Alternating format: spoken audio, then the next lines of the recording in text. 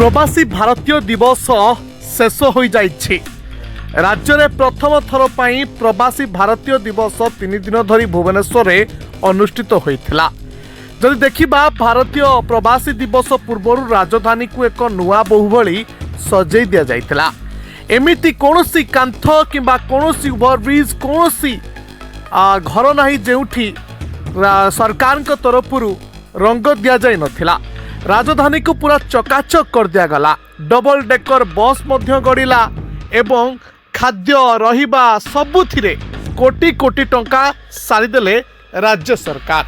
तेबे एबे प्रश्न आसुछि, जो प्रवासी भारतीय दिवस 3 दिन धरी राज्य में पालन है, निश्चित भाव राज्य प्रति यह एक भल खबर एवं सारा विश्व जो प्रवासी माने आसिले ओडिया संस्कृति ओडिया कला को देखिले, ओडिया अस्मिता को देखिले, ओडिशा को विश्व स्तर में एक स्वतंत्र परिचय मिला कहिले अत्युक्ति हेब नाही।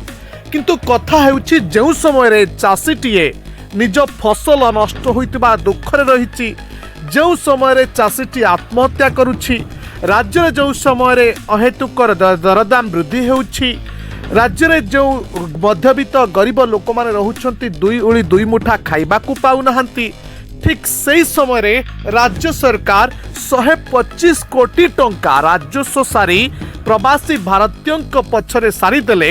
एथिरे राज्यर गरीब गुरुबा लोकंकर लाभ कौन है, गोटे मध्यवित्त परिवार लाभ कौन है, चाषीटीए जदि क्षतिपूर्ण पाई पाइला नाही, सही समय कोटी कोटी टंका 1 कोटी नुहे कि 2 कोटी नुहे 125 कोटी टंका पाखापाखि सारी देइछंती राज्य सरकार प्रवासी भारतीयों हॉस्पिटैलिटी रे।